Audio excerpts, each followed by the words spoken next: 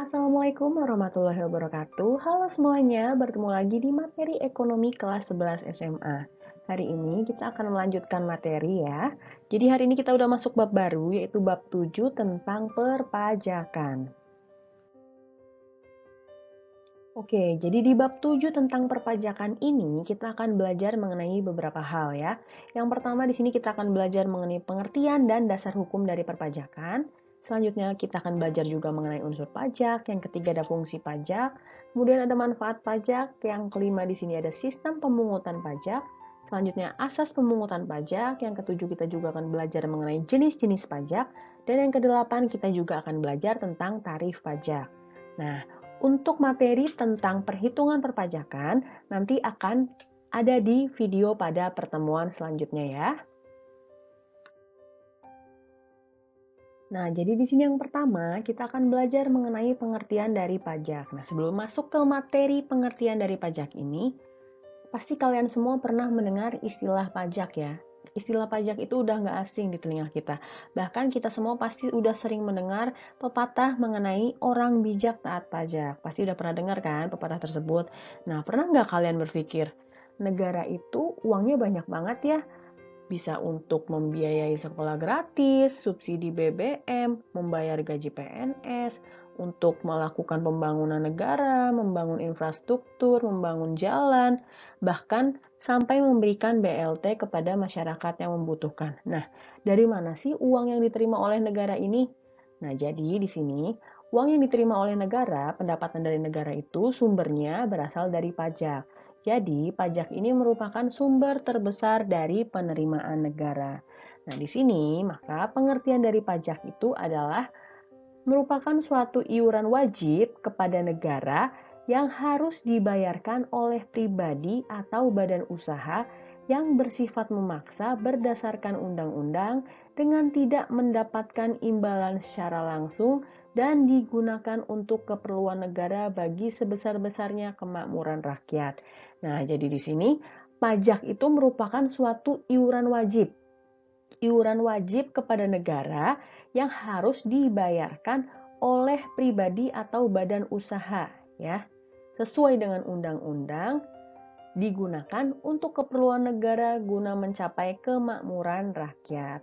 Nah, kalau dari pengertian pajak ini, maka di sini bisa kita simpulkan ya. Jadi pajak ini ada beberapa ciri-ciri. Yang pertama, pajak itu berupa iuran wajib kepada negara yang sifatnya itu memaksa dan dipungut berdasarkan undang-undang, tidak mendapat balas jasa, dan digunakan untuk membiayai kepentingan umum dan kemakmuran rakyat. Nah, pajak ini dalam pelaksanaannya atau dalam pemungutannya itu berlandaskan hukum ya. Jadi dasar hukum dari pemungutan pajak itu adalah Undang-Undang Dasar tahun 1945 pasal 23A yang berbunyi pajak dan pungutan lain yang bersifat memaksa untuk keperluan negara diatur dengan undang-undang. Nah, jadi pajak ini memiliki beberapa unsur ya. Jadi di sini ada beberapa unsur dari pajak. Yang pertama itu ada subjek pajak, yang kedua ada objek pajak, dan yang ketiga ada tarif pajak. Nah, kita bahas satu-satu ya. Yang pertama ada subjek pajak. Subjek pajak itu merupakan orang, pribadi, atau badan hukum yang merupakan wajib pajak ya. Jadi seseorang atau badan hukum yang wajib untuk membayar pajak. Subjek pajak itu orangnya ya. Seseorang atau badan hukum yang diwajibkan untuk membayar pajak. Itu namanya subjek pajak. Contohnya di sini ada pegawai, pengusaha, perusahaan, dan lain-lain. Jadi mereka ini diwajibkan untuk membayar pajak. Jadi seseorang yang diwajibkan untuk membayar pajak itu merupakan subjek pajak. Yang kedua ada objek pajak. Nah, kalau objek pajak itu merupakan sesuatu yang dikenakan pajak ya. Jadi biasanya berupa barang atau jasa ya. Nah, di sini contohnya jadi objek ya sesuatu yang dikenakan pajak. Contohnya itu ada kendaraan, penghasilan, rumah atau bangunan. Jadi kalau kita membeli kendaraan, biasanya kan harus membayar pajak ya setiap tahunnya. Kemudian ketika kita mendapatkan penghasilan, dari penghasilan itu kita juga wajib untuk membayar pajak penghasilan. Kemudian rumah atau bangunan, kita juga diwajibkan untuk membayar pajak bumi dan bangunan. Jadi objek pajak, jadi sesuatu yang dikenakan pajak. Kemudian yang ketiga di sini ada tarif pajak. Kalau tarif pajak itu merupakan ketentuan besar kecilnya pajak ya. Jadi di sini tarif pajak itu merupakan ketentuan besar kecilnya pajak. Contohnya di sini ada contoh tabel dari tarif pajak ya. Jadi misalnya di sini ada penghasilan sampai dengan 50 juta, tarif pajaknya 5%. Kalau penghasilnya 50 juta sampai dengan 250 juta, tarif pajaknya 15%. Kemudian kalau pendapatannya 250 juta sampai dengan 500 juta, tarif pajaknya itu 25%. Jadi ini merupakan contoh dari tarif pajak. Biasanya ini digunakan untuk tarif pajak pada pajak penghasilan. Nanti untuk lengkapnya mengenai tarif pajak akan kita bahas pada slide selanjutnya. Oke, selanjutnya di sini ada fungsi pajak ya. Jadi, pajak itu memiliki beberapa fungsi ya. Yang pertama ada fungsi anggaran atau budgeter ya, atau fungsi alokasi.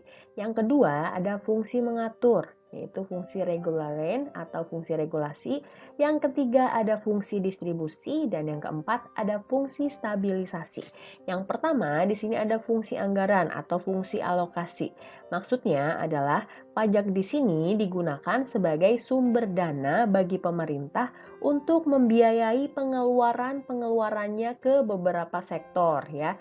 Jadi, pajak yang masuk ke pemerintah, penerimaan yang masuk ke pemerintah, itu nanti uangnya akan dibagi-bagi lagi ke beberapa sektor, akan dialokasikan lagi ke beberapa sektor ya, dibagi-bagi.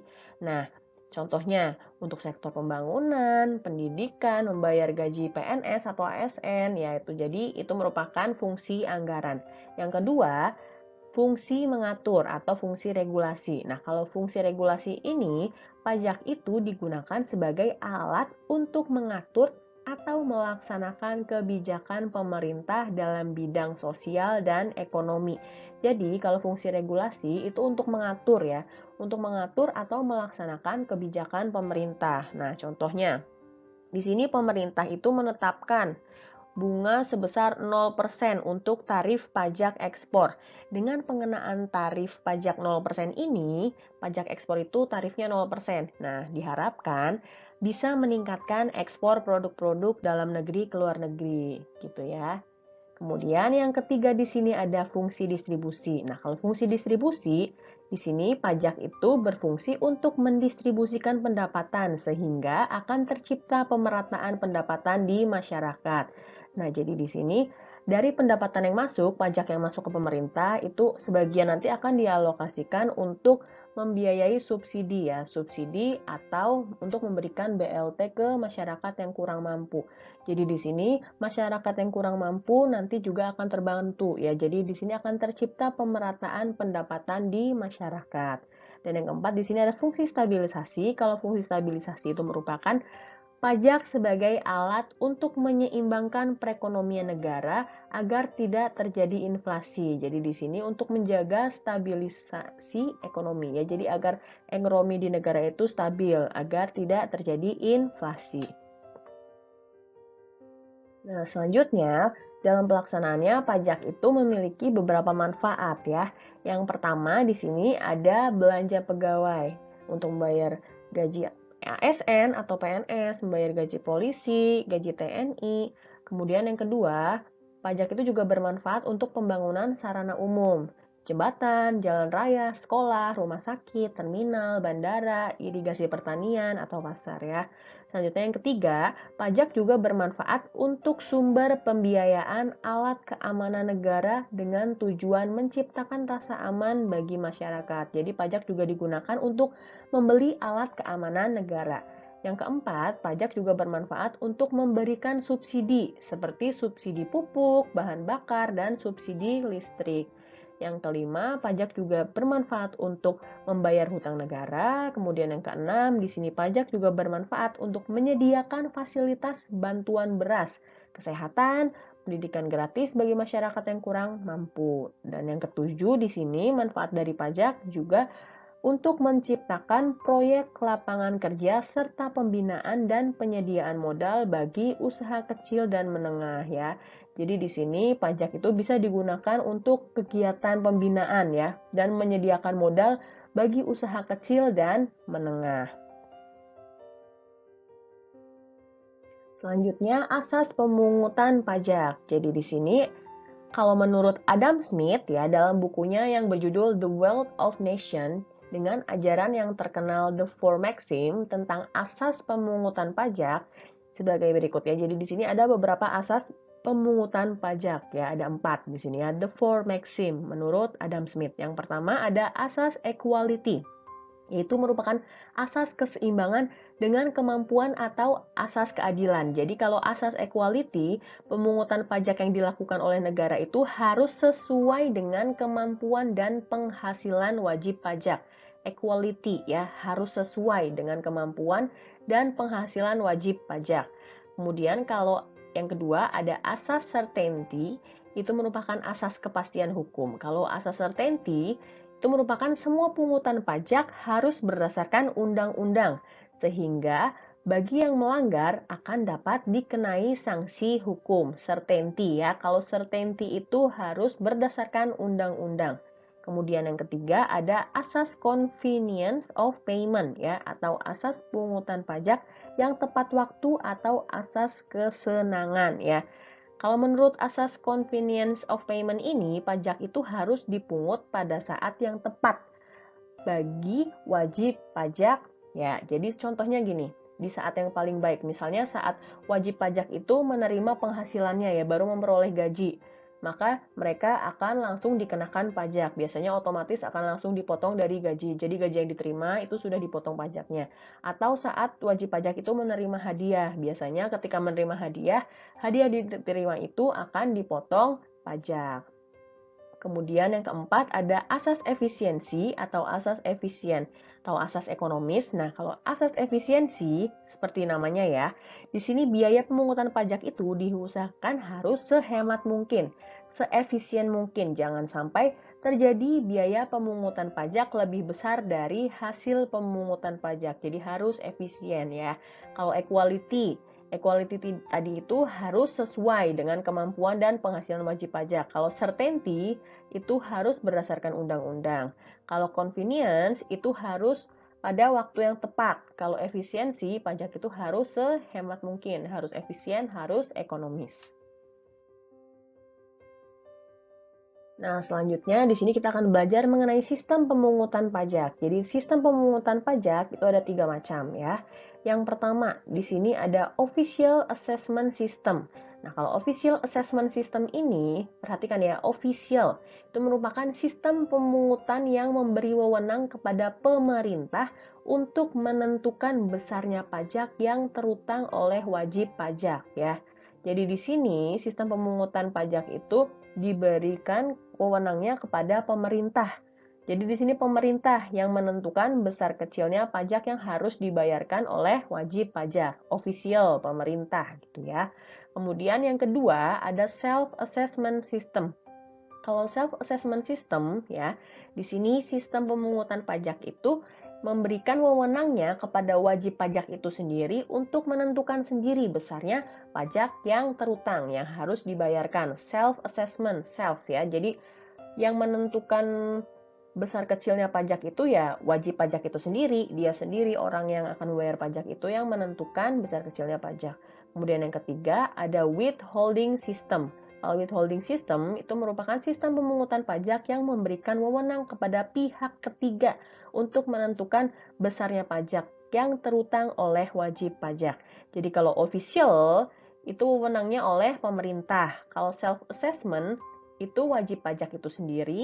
Kalau withholding system, wewenangnya diberikan kepada pihak ketiga. Oke, selanjutnya kita akan belajar tentang jenis-jenis pajak. Di sini yang pertama, pajak menurut golongannya. Itu ada pajak langsung dan pajak tidak langsung. Kemudian pajak menurut sifatnya atau sasarannya, itu ada pajak subjektif dan pajak objektif. Selanjutnya, pajak menurut lembaga pemungutnya, itu ada pajak pusat dan pajak daerah. Nah, untuk lebih jelasnya akan kita bahas satu persatu ya. Nah, jadi di sini jenis-jenis pajak yang pertama, pajak menurut golongannya itu yang pertama ada pajak langsung. Ya, kalau pajak langsung itu merupakan pajak yang ditanggung sendiri oleh wajib pajak dan tidak dapat dilimpahkan kepada orang lain. Jadi yang harus membayar pajak itu ya si wajib pajak itu sendiri, baik seseorang atau badan usaha ya. Dan ini pajaknya tidak bisa dilimpahkan kepada orang lain. Contohnya, pajak penghasilan, pajak bumi dan bangunan, dan pajak kendaraan bermotor. Untuk pembayaran pajaknya itu tidak bisa dilimpahkan kepada orang lain, jadi harus si wajib pajak itu sendiri. Yang kedua, ada pajak tidak langsung.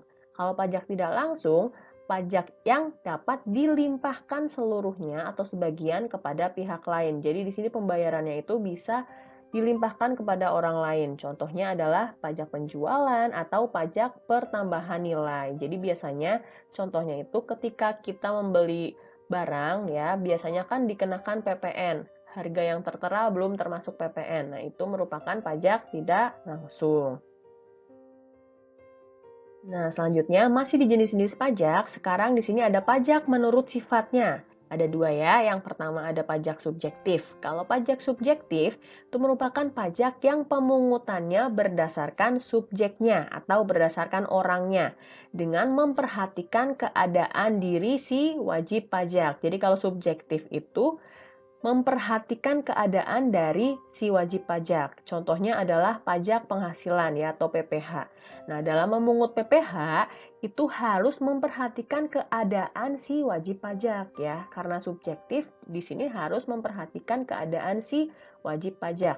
Seperti status pernikahannya, apakah sudah menikah atau belum, kemudian jumlah anaknya berapa, jumlah penghasilannya berapa. Jadi nanti ada tarifnya sendiri. Jadi bersifat subjektif. Kemudian yang kedua di sini ada pajak objektif. Kalau pajak objektif itu pajak yang pemungutannya berdasarkan objeknya, ya, berdasarkan barang yang dikenakan pajak tanpa memperhatikan keadaan diri si wajib pajak.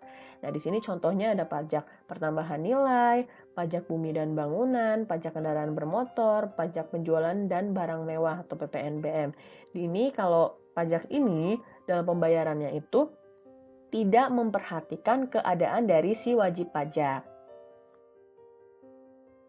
Selanjutnya di sini masih di jenis-jenis pajak ya. Di sini selanjutnya ada pajak menurut lembaga pemungutnya ya. Menurut lembaga pemungutnya itu ada pajak pusat.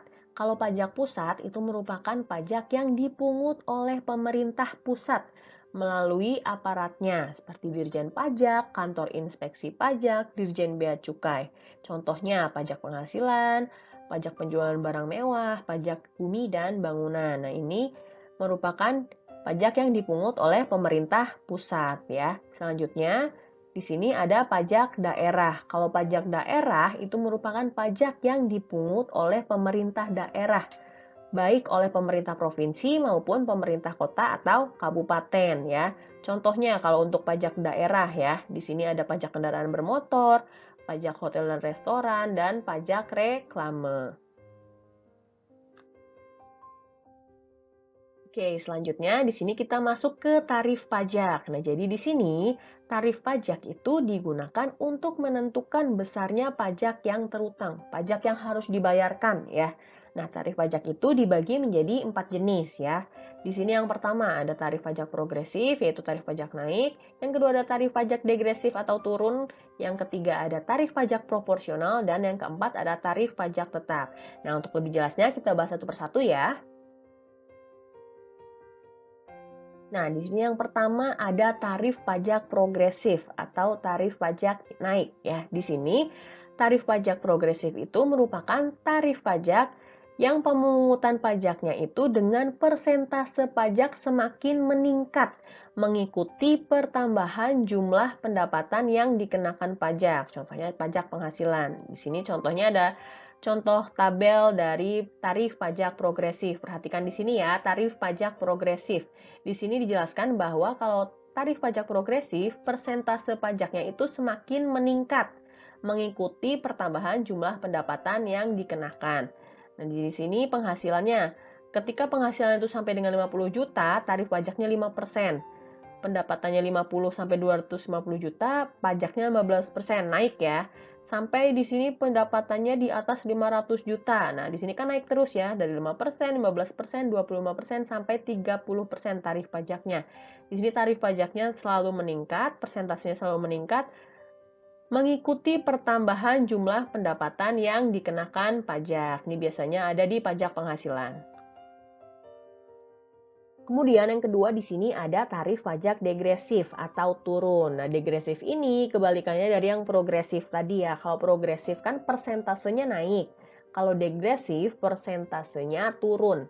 Di sini tarif pajak degresif itu merupakan tarif pemungutan pajak dengan persentase yang semakin turun dengan semakin besarnya jumlah pendapatan yang dikenakan pajak. Ya, jadi di sini jumlah pendapatan kena pajaknya itu semakin besar, tetapi persentase tarif pajaknya itu semakin turun. Nah, untuk tarif pajak degresif ini tidak digunakan di Indonesia ya. Jadi, tarif pajak degresif tidak berlaku di Indonesia. Untuk lebih jelasnya bisa lihat tabel di bawah ini ya.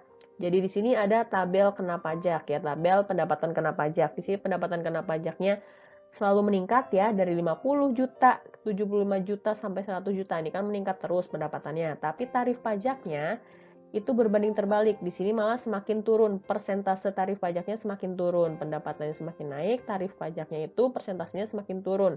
Ini karena persentasenya semakin turun, itu merupakan tarif pajak degresif, tarif pajaknya ya. Nah, besarnya pajak yang dibayarkan, cara menghitungnya itu tinggal dikaliin aja dari pendapatan kena pajak, dikalikan dengan persentase dari tarif pajaknya. Misal pendapatannya 50 juta, dikalikan dengan 30%, maka di sini pajak yang harus dibayar itu 15 juta. Nah, selanjutnya di sini tarif pajak yang ketiga adalah tarif pajak proporsional atau sebanding ya. Proporsional sebanding. Ini merupakan tarif pemungutan pajak dengan persentase tetap. Mau berapapun jumlah pendapatannya yang digunakan sebagai dasar pengenaan pajak itu nanti persentase dari pajaknya itu tetap sama ya, proporsional sebanding. Nah, lebih jelasnya kita lihat pada tabel di bawah ini. Jadi di sini ada pendapatan kena pajak ya. Di sini pendapatan kena pajaknya 1 juta, 2 juta, dan 3 juta. Mau berapapun pendapatannya, besar pendapatannya, mau naik atau turun, tarif pajaknya itu tetap sama ya, proporsional sebanding. Tarif pajaknya persentasenya tetap sama, tetap 5%, 5%, 5%. Ketika kita pendapatannya 1 juta, pajak yang dikenakan 5%. Ketika kita pendapatannya 2 juta, tarif pajaknya juga 5%. Nah, semakin tinggi tarif pajaknya juga tetap sama, 5% terus. Nah, ini kan tarif pajaknya, persentasenya. Nah, besarnya pajak yang dibayarkan itu tinggal dikaliin aja. Pendapatan 1 juta berarti 1 juta, tarif pajaknya 5%, berarti 1 juta dikalikan 5%, maka hasilnya 50.000. Jadi ketika pendapatan kita itu 1 juta, maka pajak yang dibayarkan itu sebesar 50.000. Kemudian ketika penghasilannya atau pendapatannya kena pajak itu 2 juta, maka di sini dikalikan 5%, maka besarnya pajak yang harus dibayarkan itu adalah 100.000. Dan selanjutnya di sini kalau pendapatan kena pajaknya 3 juta kali 5%, maka besar pajak yang harus dibayarkan adalah 150.000. Jadi tarif pajaknya, persentase tarif pajaknya itu sama. Mau berapapun dari hasil pendapatan kena pajaknya, tarif pajaknya itu tetap sama, 5%. Itu namanya tarif pajak proporsional atau sebanding. Selanjutnya di sini yang terakhir ya, yang keempat di sini ada tarif pajak tetap ya. Kalau tarif pajak tetap itu merupakan tarif pemungutan pajak yang tetap untuk setiap dasar pengenaan pajak atau besarnya atau jumlah pajak yang dibayarkan itu sama. Jadi di sini yang sama itu pajak yang dibayarkan ya, bukan persentase tarif pajaknya, tapi yang dibayarkan pajaknya itu sama, jumlah atau besar pajaknya itu sama. Contohnya itu adalah bea materai. Jadi biasanya kan ketika kita melakukan transaksi, biasanya itu transaksi jual beli ya, transaksi jual beli yang disertai dengan materai, yang membutuhkan materai itu nanti akan dikenakan tarif pajak tetap, yaitu tarif bea materainya. Jadi mau berapapun ya jumlah transaksinya, tarif atau besar pajak yang dibayarkan itu sama ya, tetap 10.000 di sini. Coba perhatikan tabelnya ya. Jadi semisal di sini ada pendapatan kena pajak atau PKP. Ini transaksinya misalnya ya, transaksinya itu 50 juta, besar pajak yang dibayarkan itu 10.000. Mau 75 juta, mau 100 juta, mau berapapun besar transaksinya ya, besarnya pajak yang dibayarkan itu tetap 10.000, yaitu sebesar biaya materainya ya. Jadi seperti itu. Oke, jadi baru saja kita udah belajar mengenai konsep dari perpajakan ya. Minggu depan kita akan melanjutkan materi mengenai alur administrasi dari perpajakan di Indonesia, dan kita juga akan belajar mengenai perhitungan perpajakan. Oke, sekian pertemuan kita untuk hari ini. Jangan lupa like dan share video ini jika bermanfaat untuk kamu, dan juga subscribe channel ini ya, karena setiap minggunya akan selalu ada materi baru. Terima kasih, sampai jumpa di pertemuan selanjutnya ya. Wassalamualaikum warahmatullahi wabarakatuh.